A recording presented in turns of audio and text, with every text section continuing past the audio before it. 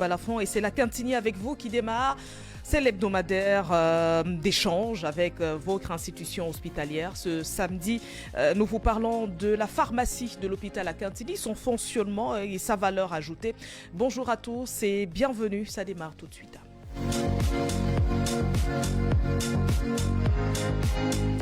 Docteur Ebiangena Doriane, vous êtes chef du département de pharmacie de l'hôpital La Cantini. Bonjour et bienvenue sur Balafon. Bonjour Marie-Flore, merci pour la parole.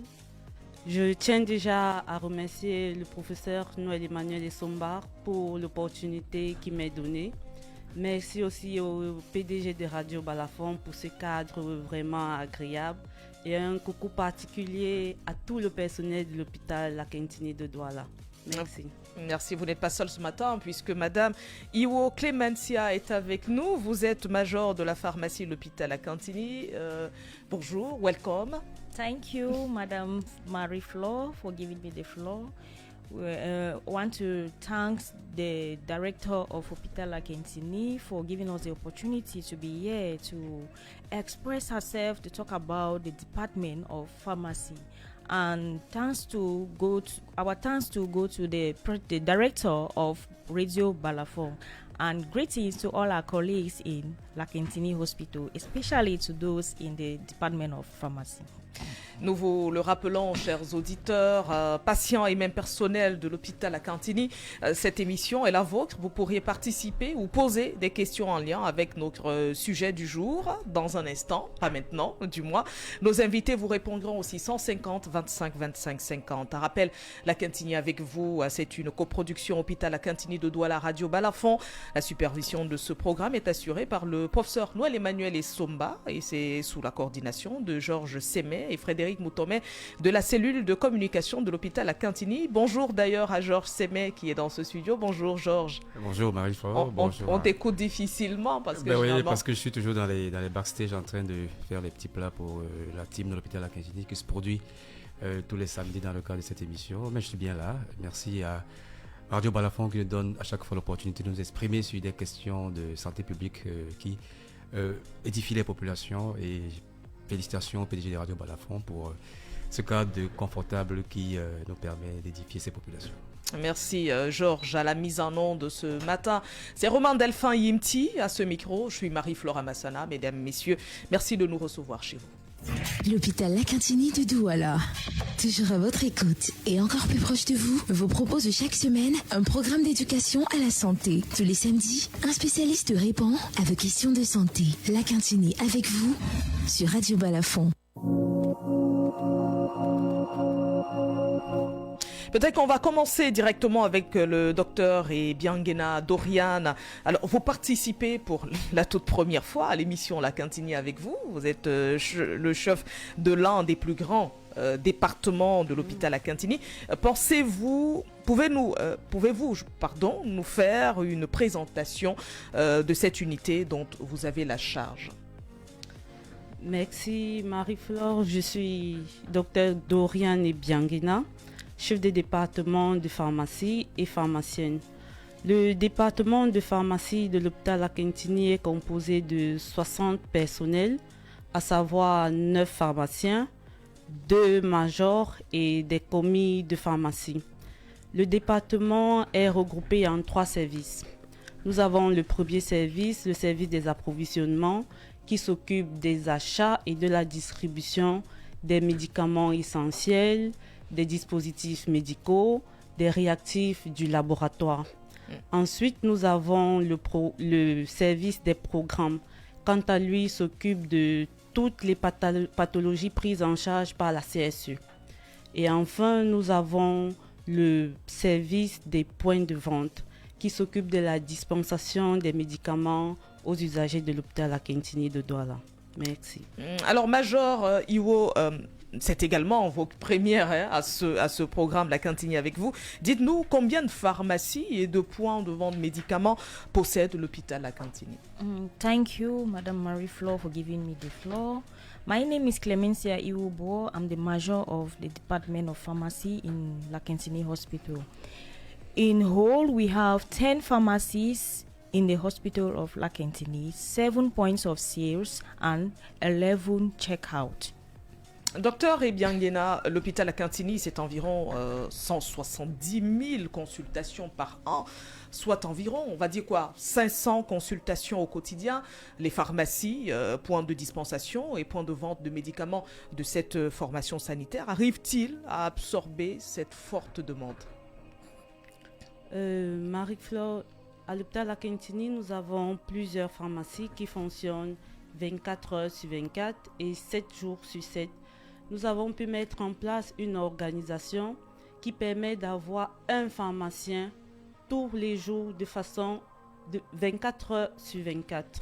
Nous avons pu améliorer la célérité au niveau de la prise en charge. Ceci dans le but de respecter la devise qui est chère à notre hôpital, à savoir humanisme, professionnalisme et innovation. Tout ceci pour respecter cette devise. Alors, donc, on comprend que vous mettez un accent sur la célérité du service, la bonne organisation, je le dirais ainsi, et également le respect des procédures qui sont mises en place, mais surtout la haute qualité de vos prestations. C'est bien ça? C'est bien ça, Marie-Flore. Alors, docteur Major Iwo, comment se présente le parcours lorsqu'un patient arrive à l'hôpital à Cantini ou sinon son cas de malade? Comment se présente le parcours de la consultation à la pharmacie? The Department of Pharmacy in whole is making sure that we respect the instructions given to us by the hierarchy, taking note of our motto, which boils out to be innovation, humanism, and professionalism, added to it by what our director, Professor Emmanuel Isoma, just added: empathy, appropriation, and anticipation, which just ensures us that we give a good quality health to our population. And following to the pathway from the consultation ward to the pharmacy, the patients are being directed to the different points of sales in the pharmacies. We earlier said we had 7 points of sales. So the nearest to the patient, when he finds himself to the nearest point of sales in the pharmacy, the prescriptions are being read. The patients will first of all welcome the patient.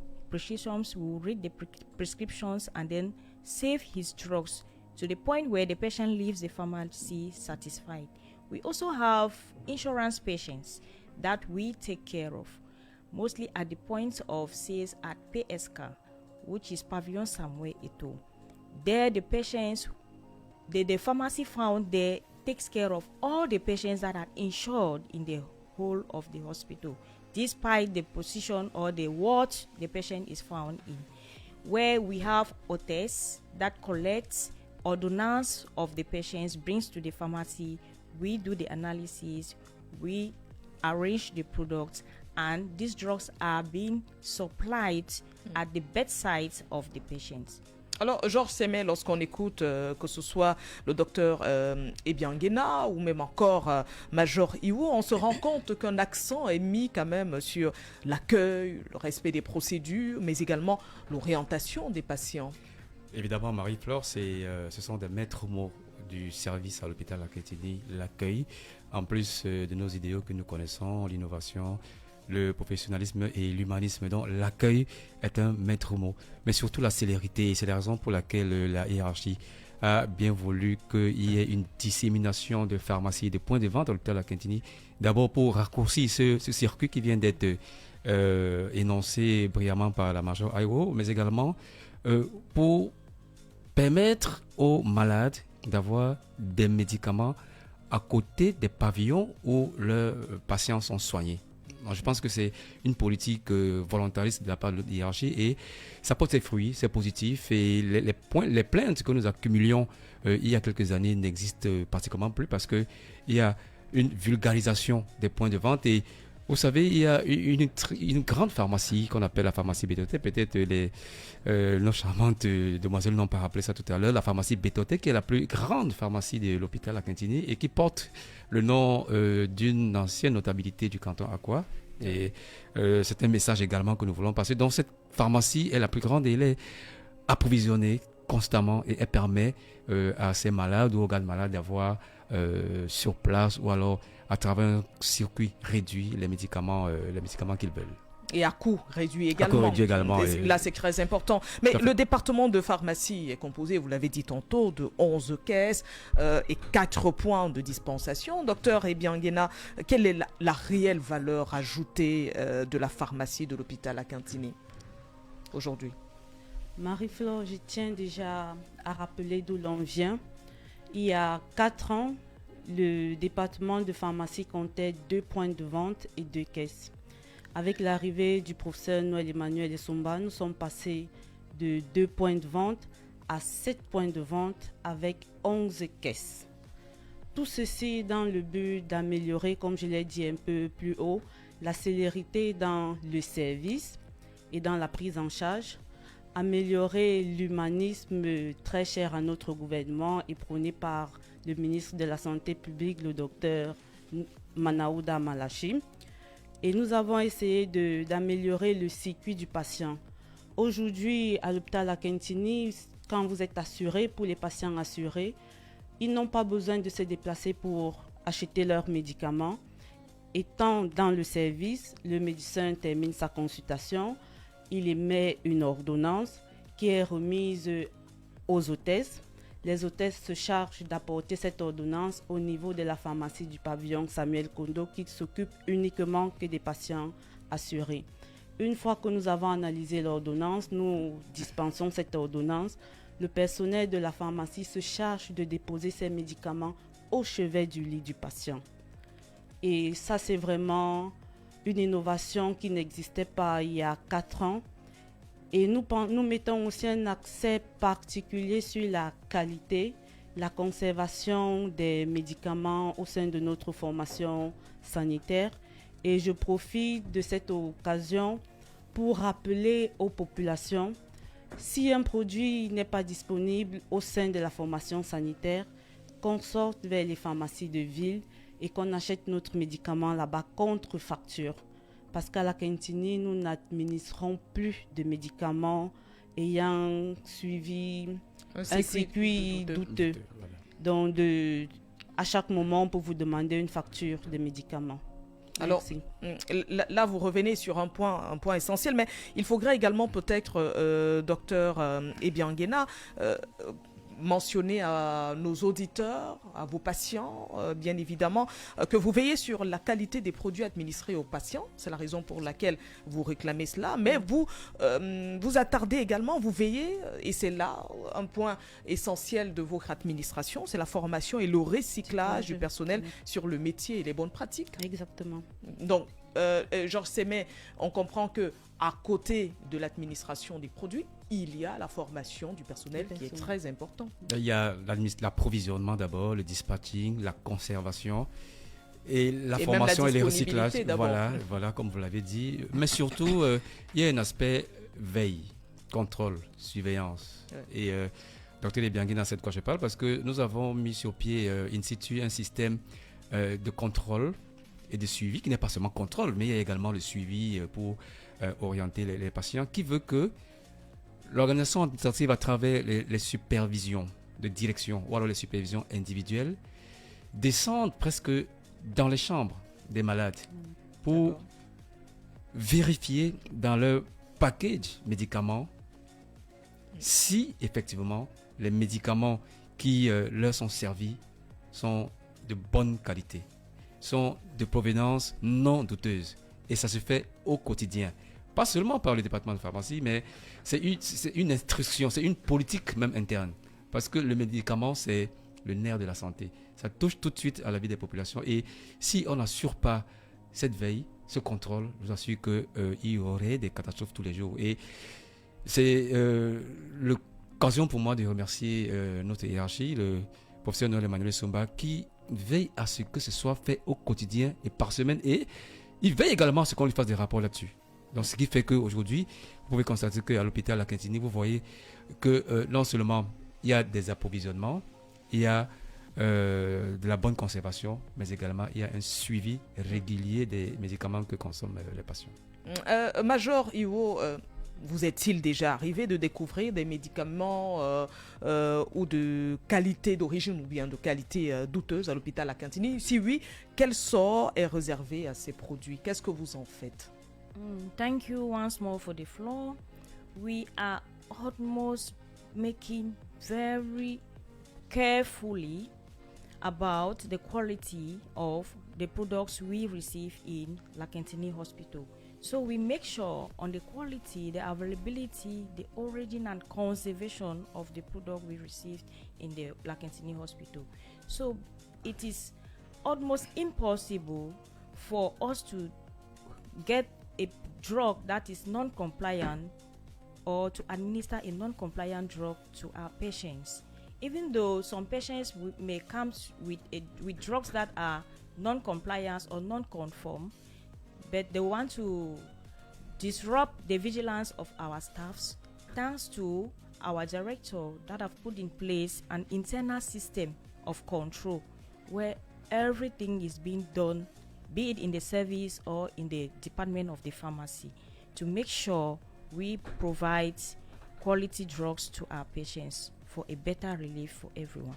Donc on comprend que certaines personnes qui pensent tromper la vigilance du personnel avec ce type de médicaments, ce n'est pas possible puisque grâce aux dispositifs internes mis en place bien sûr par le directeur de l'hôpital Lakentini en matière de contrôle, de surveillance et de suivi, il est presque impossible de vendre ou d'administrer un produit non conforme à vos patients. Il va de votre crédibilité, si je comprends bien, et il s'agit d'une question aussi de santé publique. À ce sujet, excusez-moi, à ce sujet, il faut quand même dire qu'à côté de ces conseils administratifs, il y a un dispositif technologique, on ne le rappellera jamais assez, ce sont des caméras de surveillance. Et je vous assure que lorsqu'on consulte ces images, il y a de grosses surprises et ça nous permet quand même de traquer ces personnes, de les arrêter.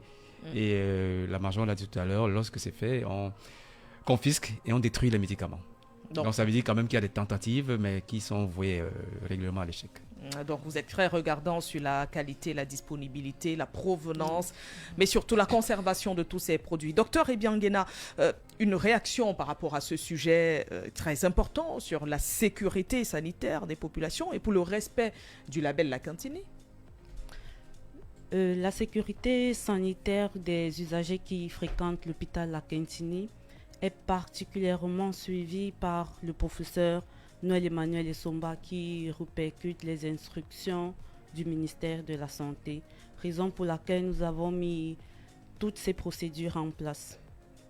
Alors, peut-être on va rester avec vous. Quel est le circuit d'approvisionnement de l'hôpital Lakentini en produits pharmaceutiques? Y a-t-il des programmes ou protocoles gratuits de médicaments au profit des patients? Si oui, qu'en est-il exactement? Merci Marie-Flore pour cette question très très pertinente. Tous les médicaments dispensés au sein de l'hôpital Lakentini sont achetés chez des fournisseurs agréés. Maintenant, en ce qui concerne les programmes pris en charge par la CSU, notons déjà que la couverture santé universelle est un projet présidentiel implémenté par le gouvernement à travers le ministère de la Santé publique et mis en œuvre au niveau de la Lakentini. Comme programme, nous avons déjà des patients sous dialyse. Avant cette CSU, le patient sous dialyse payait 5 000 francs la séance, soit 520 000 l'année. Aujourd'hui, avec la CSU, ce patient débourse un forfait de 15 000 francs l'an. Maintenant, nous allons prendre un autre programme, le programme VIH et le programme tuberculose, deux programmes qui sont entièrement gratuits. Nous avons aussi d'un autre côté le programme paludisme. Ce programme est totalement gratuit pour les enfants de 0 à 5 ans. Les femmes enceintes, ça leur revient à 4 000 francs. Les enfants de plus de 5 ans et les adultes déboursent 8 000 francs pour le traitement. Et là, je signale que c'est le traitement du paludisme grave. Quand on parle de paludisme simple, ce coût il revient à 200 francs. De l'autre côté, nous avons aussi le programme hépatite dont le coût varie de 2 000 à 5 000 francs en fonction de la pathologie. Donc là, ce sont les avantages offerts, bien sûr, par la CSU. La CSU. On rappelle que, parlant du circuit d'approvisionnement, vous évoquez des partenaires de renom et fiables. Oui, je peux citer quelques partenaires. Il y a Ubifarm, Laborex, Pharmaspress qui nous accompagnent au quotidien. Mais quel discours tenez-vous à vos équipes afin que la qualité de service soit préservée? Vraiment, nos équipes, tout ce qu'on leur demande, c'est la rigueur, la discipline, l'humanisme, parce qu'on se dit toujours, tout patient qui vient à la Quintini ne vient pas parce qu'il se sent bien. Tout le monde qui vient forcément se sent mal. C'est pourquoi le directeur met un accent particulier sur l'empathie. Alors, Major Iwo, pensez-vous que les usagers sont satisfaits des prestations fournies par la pharmacie de l'hôpital Akintini? I want to first of all thank the director and the hierarchies of Hôpital Akintini. Since his arrival at the Lakentini Hospital, he has put in place a form of evaluation on the availability of medications in the hospital of Lakentini. So we make sure we do a thorough inventory that is done weekly, and we submit a report to him weekly, of which every Monday the discussion is being displayed at the commission of the directions, where decisions are being taken to make sure supplies are being carried out effectively. Alors, vous aurez la possibilité tout à l'heure, chers auditeurs, patients ou même personnel hôpital Akintini, de poser vos questions, bien sûr, à Dr Ebiangena ou Major Iwo. Mais la dernière question, Dr Dorian Ebiangena, quelles sont les perspectives envisagées par le département de pharmacie de l'hôpital Akintini afin que le service soit davantage amélioré? Comme perspective, je tiens déjà à remercier le professeur Noël Emmanuel Essomba pour tous les efforts consentis pour améliorer le cadre de travail du personnel et la qualité des services offerts aux usagers de Douala. Comme perspective, nous pouvons parler de la création d'une unité de reconstitution des antimitotiques. En fait, nous pensons que le patient atteint de cancer dépense beaucoup plus qu'il ne devrait. Pourquoi? Je vais m'expliquer. Quand il reçoit son ordonnance, il va en pharmacie acheter ses médicaments en flacon.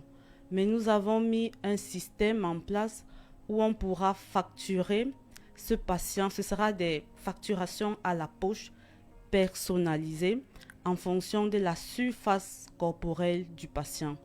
Ceci dans le but de réduire le coût des chimiothérapies et d'améliorer la gestion des reliquats. Je vais vous prendre un exemple pratique. Hier, durant le staff des pharmaciens, nous avons essayé de faire une simulation sur une ordonnance d'une patiente atteinte du cancer. Lorsqu'on facture au flacon, son traitement lui revenait à 138 000 francs. Par contre, si on effectue cette facturation à la poche, le traitement revient à 110 000 par là. Vous voyez, ça fait quand même 20 000 francs de différence. C'est cette perspective sur laquelle nous sommes actuellement à l'hôpital Akintini. Mais il faudrait mettre un point quand même, un point salutaire pour nombre de patients de l'hôpital Akintini. C'est cette grande pharmacie qui a vu le jour quand même, qui n'existait pas. On avait juste ces points de petite pharmacie, mais cette grande pharmacie est venue soulager beaucoup de patients. Peut-être avant que les auditeurs n'interviennent, moi j'ai une question. Est-ce qu'on peut venir de l'extérieur et acheter son produit à l'hôpital Akintini? Effectivement, la pharmacie de l'hôpital Akintini dispense des médicaments aux usagers internes et externes à des coûts vraiment sociaux. Par contre, nous exigeons une ordonnance conforme. 6 50 25 25 50, vous avez la possibilité de poser des questions à Docteur Ebiangena ou le Major Iwo. Elles sont là, toutes les deux. Vraiment en embuscade. Il y a Georges Sémé également qui pourra répondre aux questions. Je rappelle, il faudrait poser la question en rapport avec le thème de ce jour. Et le thème de ce jour, c'est notamment la pharmacie de l'hôpital à Cantini, fonctionnement et valeur ajoutée. Pendant toute l'émission, elles sont revenues, notamment ces deux dames, sur ce que fait réellement la pharmacie de l'hôpital à Cantini. Comment est-ce que ça fonctionne? Auditeur en ligne aussi 50 25 25 50. Bonjour. Alors, je crois que moi, je vais mettre mon casque pour essayer d'avoir le retour des auditeurs au téléphone. On a encore 4 minutes à vous consacrer. Allô, bonjour. Allô? Bonjour, monsieur. Bonjour, madame. Comment je vous appelle? Christian. Alors, Christian, le docteur Ebiangena Dorian et la major Iwo Clémentia vous écoute. Oui, j'ai une question concernant ceux qui sont sur la prise en charge. Oui. Oui, j'ai entendu le docteur parler tout à l'heure que ceux qui sont sur la prise en charge, dès qu'ils viennent, et dès que le médecin les reçoit et prescrit l'ordonnance, cette ordonnance est remise à une hôtesse qui va aller à la pharmacie de ceux qui sont en prise en charge prendre les produits. Oui. Mais je suis surpris. Dernièrement, mon épouse était internée là-bas. Moi, je suis prise en charge au capable. Mon épouse était internée là-bas. Et on a prescrit les médicaments. On lui a demandé d'aller acheter. Là où elle a eu un reflet, elle est allée, elle s'est renseignée. On a dit qu'il y a une autre pharmacie qui est allée là-bas montrer sa prise en charge qu'on lui a servi des médicaments. Alors, on n'a pas remis ça à une hôtesse. Je suis surpris d'entendre le docteur parler de ça aujourd'hui. D'accord. Merci Christian. Elle va éclaircir la préoccupation du monsieur. C'est que son épouse a été hospitalisée à la Cantini, elle était internée là-bas, mais c'est plutôt elle, la patiente, qu'on a envoyée vers la pharmacie. Pourtant, il fallait qu'une hôtesse fasse ce travail. À quel niveau est-ce que ça coincé, ou il y a une spécificité où les hôtesses doivent intervenir? Comment ça se passe? Éclairez-nous là-dessus, docteur. Merci, monsieur Christian, pour votre question. En fait, la procédure voudrait, après la consultation, pour les patients assurés, une hôtesse se charge de récupérer l'ordonnance et la dépose au niveau de la pharmacie.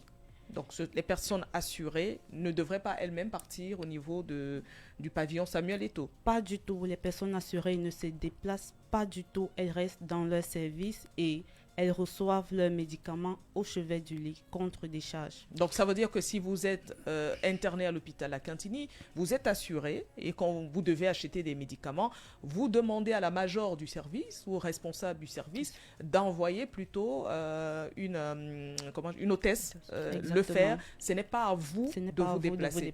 Ce n'est non plus à vos regards malades. Pas du tout, Marie-Flore. Ce n'est pas à vous de vous déplacer. C'est l'hôpital qui se charge de dispenser les médicaments. Voilà. On va prendre un dernier auditeur. Voilà, un dernier, parce qu'il est 9h29 déjà. Auditeur en ligne, bonjour. Bonjour Marie-Flore. Bonjour monsieur, comment je vous appelle? Je m'appelle Fidel Zefak. Alors Fidel, nous vous écoutons. S'il vous plaît, j'ai une particularité très différente de la thématique du jour qui concerne les responsables de la cellule de communication de l'hôpital de la Cantini. Oui, c'est vrai que ce n'est pas la thématique du jour. Vous êtes mani, je voudrais vous demander cette phrase. Je vous en prie, monsieur. Oui, madame. Oui, je veux comme ça laisser un mot au responsable de la cellule de communication. Lui dire que c'est moi, le malade, le nécessiteux, qui marche dans son bureau depuis avant-hier jeudi et hier vendredi. Donc, il m'a dit, concernant l'hôpital Bateau des Chinois, qu'il fait quelque chose pour moi parce que je suis toujours en attente de mon ticket pour aller à l'endroit indiqué me faire soigner. Est-ce que vous vous êtes fait enregistrer déjà? Je me suis fait enregistrer parmi les toutes premières personnes, mais aucune indication indiquait ma pathologie. C'est ce que j'ai expliqué l'autre jour. S'il vous plaît, mamani, pardon, je vous en prie, faites le plaidoyer pour moi là-bas, pardon.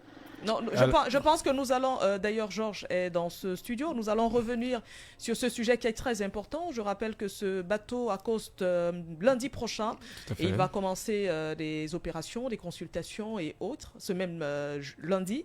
Donc vous aurez toutes les informations là-dessus. Oui, pour beaucoup de précision, c'est l'infirme qui venait avec les béquilles là. Écoutez, monsieur Zefak, je reconnais votre voix et votre description me fait dire que c'est bien vous. Et comme je vous ai dit, les inscriptions sont achevées mercredi passé et lorsque nous faisons le bilan des personnes que nous avons reçues, c'est environ 4000. Et nous n'avons pas pu malheureusement enregistrer un bon nombre de personnes, environ 2000. Ça veut dire qu'il y a un fort besoin. Alors vous êtes venu à l'hôpital à Quintini, nous avons donné ces détails. Et maintenant, nous allons porter votre doléance à la hiérarchie qui. Mais là, il dit qu'il fait partie des premières personnes enregistrées. Alors, il y a des premières personnes qui sont arrivées et nous avons mis sur pied un système avec notre dispositif de technologie, un système qui a permis de les informer individuellement à travers des messages courts. Et je vous assure que lorsque ces personnes ont reçu ces messages, ils sont arrivés, c'était une influence incroyable. C'est vrai qu'il est handicapé moteur, il n'a peut-être pas eu la mobilité, la rapidité d'accéder à ces points, mais chacun a reçu un message individuel. Vraiment là, je ne sais pas, c'est pas mon boulot, mais est-ce qu'il n'y a pas possibilité de faire quelque chose pour Fidèle, pour cet auditeur qui nous écoute? Je pense peut-être qu'il est encore en ligne. Monsieur Zefak nous écoute encore certainement et nous allons transmettre cette doléance à la hiérarchie, mais non, il faut transmettre ça là maintenant. Officiellement, monsieur le directeur nous écoute certainement. Moi, je transmets donc la doléance de l'auditeur en direct à la hiérarchie de l'hôpital à Quintini. Si le directeur de la Quintini, le professeur Noël Emmanuel Essomba, je le connais également avec un grand cœur. Bien sûr. S'il nous écoute actuellement, s'il vous plaît, essayez d'insérer ce patient qui fait partie des premières personnes enregistrées à bénéficier des soins de ce navire chinois qui va accoster dans quelques jours, sinon dans quelques heures dans nos pays. Professeur Noël Emmanuel Essomba, s'il vous plaît, moi je ne voudrais pas qu'on ramène à demain. Vraiment, s'il pouvait même réagir à l'instant, ce serait bien pour nous, mais je rappelle, c'est monsieur Azefak, c'est ça son nom? Monsieur Azefak, je vais me battre comme je peux en tant que, en tant que présentatrice de ce programme La Quintini avec vous pour que vous soyez disponible. Il est encore en ligne, Romain Delphin, il est parti. Peut-être qu'on va avoir son numéro de téléphone, ça fait partie certainement des derniers appels et le rappeler pour savoir comment est-ce que son cas sera géré. Merci Georges. Merci infiniment. Tout le plaisir. Ah bah l'enfant, on aime réagir. C'est action-réaction. C'est du live. Parce que quand on ramène à demain, ça peut prendre du temps. Bon, le professeur Noël Emmanuel Essomba est en ligne, on me signale. Romain Delphin Yimti, essayons de le prendre. Professeur Noël Emmanuel Essomba, bonjour. Bonjour Marie-Flore.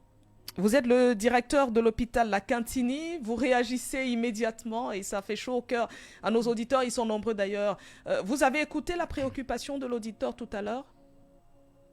Oui, je l'ai bien écouté.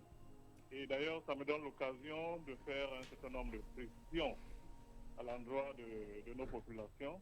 Oui. Vous devez savoir que l'hôpital La Quintini n'est pas responsable de cette activité. Oui. Nous sommes seulement un maillon de la chaîne chargé de l'enregistrement des patients. Oui. Et nous avons des instructions qui viennent du ministère de la Défense, qui est donc, si vous voulez, l'acteur principal de cette activité. Et selon le ministère de la Défense, les enregistrements sont achevés depuis mercredi dernier et le nombre de patients a été transmis à qui de droit. Oui. Lundi, dans 2 jours, se fera donc la sélection des patients qui seront effectivement pris en charge. Parce que nous avons enregistré à peu près 4000, mais l'ensemble de 4000, bien évidemment, ne peuvent pas être pris en charge en 7 jours. Donc, les Chinois associés aux équipes camerounaises prendront en charge un certain nombre de patients qui seront sélectionnés lundi. Il faudrait donc que les populations camerounaises sachent que ce n'est pas une activité de l'hôpital La Quintini, afin que, pour ceux qui ne seront pas pris en charge, que le tort ne soit pas jeté sur l'hôpital La Quintini. Vous savez, c'est très facile toujours pour les populations de dire que l'hôpital La Quintini, l'hôpital La Quintini, l'hôpital La Quintini. Donc, j'ai donc vite fait de réagir aujourd'hui pour dire aux patients que l'hôpital La Quintini ne fait qu'un petit job, mais le reste du job sera fait par le ministère de la Défense, qui est donc porteur de cette activité. Voilà la précision que je voulais faire. Merci infiniment, professeur. Merci, monsieur le directeur de l'hôpital La Quintini. Cette précision, ce n'est pas l'hôpital La Quintini, c'est le ministère de la Défense. Et d'ailleurs, une sélection sera faite par les Chinois qui vont arriver. N'oublions pas que les points d'enregistrement en dehors de l'hôpital La Quintini, il y a l'hôpital général, il y a la garnison militaire, il y a l'hôpital gynéco également pour les cas de Douala. Merci, professeur, et bon week-end à vous. On imagine certainement que vous êtes à l'hôpital. Merci, Marie-Claude, je suis effectivement à l'hôpital et bon week-end à tous les auditeurs de la.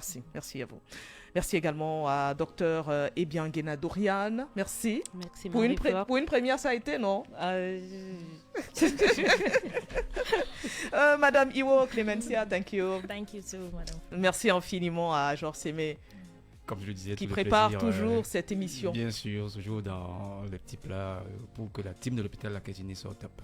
Voilà. Merci à vous. On a débordé de 6 minutes, c'est ça? 7 minutes pratiquement.